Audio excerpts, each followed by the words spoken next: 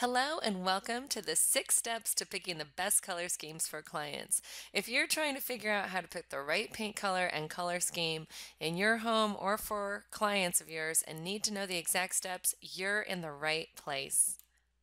What this training will go over is how color impacts a space, why people are making color mistakes now more than ever. And it is true, they are, and there's a reason for that. So I'm going to go over that.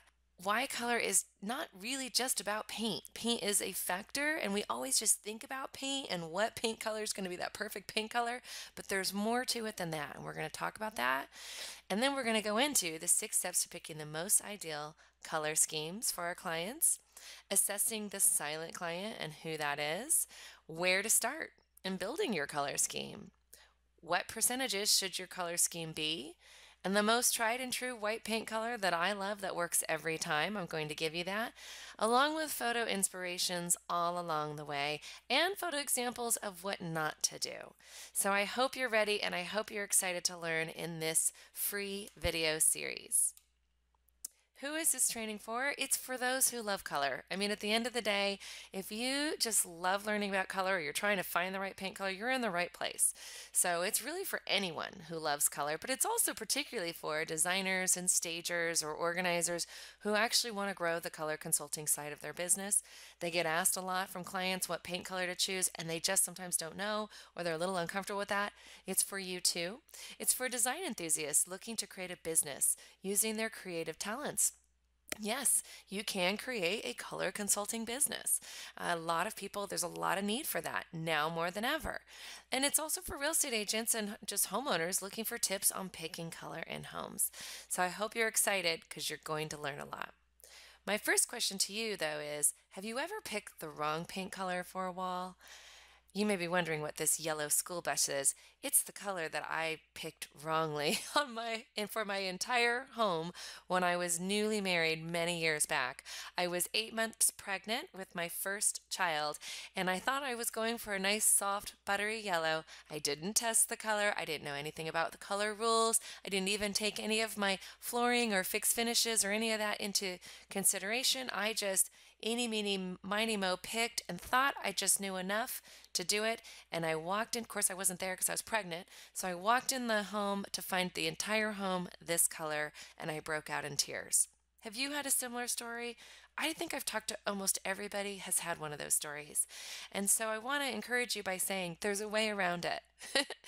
In fact, I have spent my life learning about color after that. I'm Audra Slink, I told you, president of the Certified Color Expert Training Program, which was recently awarded the most innovative product and service of the year. So a little bit about me, that's my background. I've made that mistake and I spent my life putting together understanding color better and in an easy way for people to understand and putting together a training for people to go through to become a professional color consultant. So let's get into the training. What design element has the most impact on a space? I know it's a loaded question, and I know you know. I know people will say lighting and that sort of thing, and that is important, but color is most important. And in fact, crazy statistic, Zillow is a website for real estate listings, if you're not familiar with it. And they can take logistics and statistics and analyzed over 32,000 photos of sold homes. And they looked at why those homes sold and what they sold for in their neighborhood and according to their estimate. And they put in all that algorithm to find that certain paint colors actually will get the homeowner more money and others will make them less. So you can see from the kitchen, the color light blue to a soft gray blue will get in just the kitchen alone, that homeowner, $1,800 more, where a straw yellow, ooh, my yellow bus, school bus, or a marigold, 820 less. So it's factually true that color, just even the paint on the wall, can have a $10,000, give or take $15,000 difference in just the sale of a home. Wrong paint colors, you can lose 10,000. So it's just kind of crazy. Overall, you can have a $25,000 price difference. So color matters. And so I also want to offer, I'm going to be sending you in a follow-up email a free cheat sheet because I actually did create an easy cheat sheet, do this, not that, to make more about that you can even customize for yourself if you're a designer, stager, or realtor. Why color has become so critical in our lives. Why is it in the forefront now? I mean, it always is when we talk about Pantone color of the year or color trends, but it's more critical now more than ever because remodeling is hugely on the rise. Not just remodeling, if you're a stager, obviously staging is hugely on the rise because home sales are critical and home prices are going up. So all of these factors kind of come into place and they make picking the right paint color more critical. Another reason is because there's more choices in fixed finishes and furnishings now more than ever. It used to be you just go to your local furniture store and then that's where you'd find your items. Well, now there's a gazillion of those stores online. There's so many choices from backsplashes to countertops to flooring to wall coverings. And that's just those fixed finishes. I'm not even getting into your furnishing choices. So more choices lead to confusion and they're expensive, expensive mistakes. And the reason is because color is not just about picking paint. Now, it was an expensive mistake that I made with my yellow school bus, and I had to pay over $2,000 for a painter to repaint. That's still a lot, but there are much more expensive mistakes you can make with color by picking the wrong colors in your remodeling project or for your clients if you're a designer. For instance, and I'm not going to put who these photos are from just to spare them, but just pulling photos off, do you think this backsplash and counter is an ideal color match? No, it's not. They just fight with each other. And I'm trying to give you examples so you can actually see how these fixed finishes fight. So this was an expensive kitchen remodel that at the end of the day makes the owner very sad because they spent a lot of money but they did the wrong colors. What about this one? So this isn't just again about paint on the walls, it's about picking the right fixed finishes. And while they may have matched the tones of this backsplash with this countertop, the overall effect is not correct. And this is what we're going to go over. What about this one? Same thing, beautiful kitchen, it really is. And I'm not here to necessarily criticize, I'm here to show you that there could have been a more ideal color scheme in place, a more ideal paint color for these cabinets that would have gone better with this countertop, or a more ideal countertop that would have gone better with the tone of these cabinets. Color matters. This is another example. A better color cabinet would have definitely worked better for this countertop and backsplash. The overall effect just doesn't feel right. Never mind the paint on the wall. That's another problem. So I'm trying to show you the difference. And this is kind of one of my all-time favorites I just pulled off the internet. These people did a very expensive outdoor remodel. They picked flooring, they picked countertops, they picked cabinets, they picked wall coverings for an overall effect of the Flintstones. Anyway, it couldn't have made them happy, and they spent thousands and thousands of dollars. And if they had known the color rules and known how to use them, they would have saved a heartache here. So how many of you are seeing these kind of finish color mistakes as a designer stager on the line? I bet you have. You're not alone. I'm seeing them all the time. So remodeling's on the rise and more people are just making those choices, putting those fixed finishes together, and at the end of the day, they're wrong choices and they're expensive choices. So understanding color and not just paint color becomes essential. Again, there's just too many choices for people to pick, from carpet to cabinets to tile to faucets, flooring, you name it.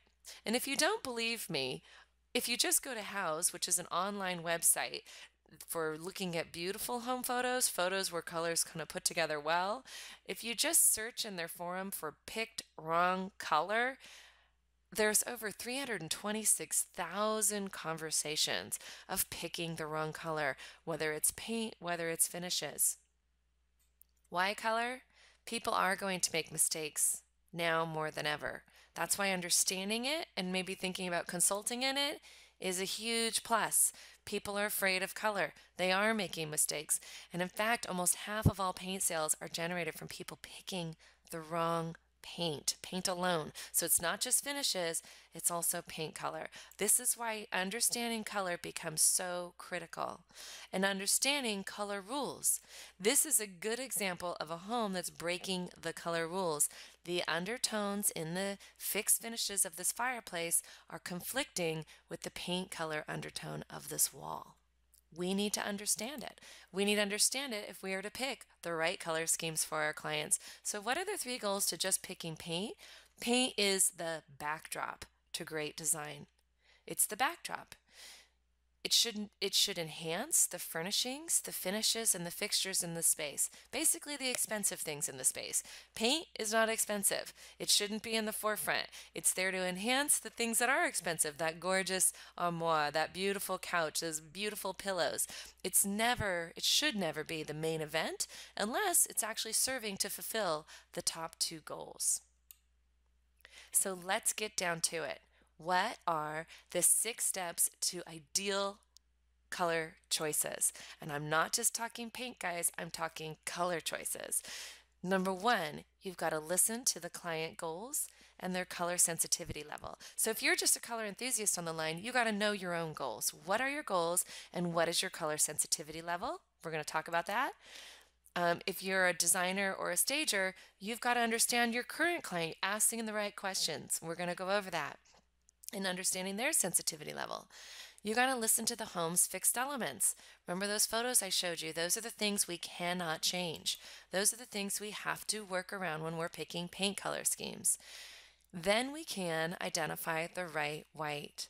Yes, we start with white. It's so much easier. I'm going to be showing you in my next video how much easier it is to understand color when you can break it down. So when we can break down color into categories and types, and then we pick the right white, and then we identify the undertones in the neutrals of our fixed finishes and our furnishings, then we can pick the right neutral.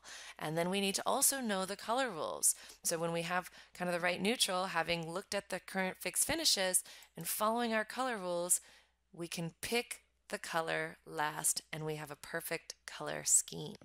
So let's listen to the client goals and the sensitivity level. And here's what I mean by that. This is a really, really simple thing. You really can't, number 1, specify an ideal scheme without first listening to the client. I think we can all pretty much agree on that. But a lot of times we only listen to the client and we don't listen to the home.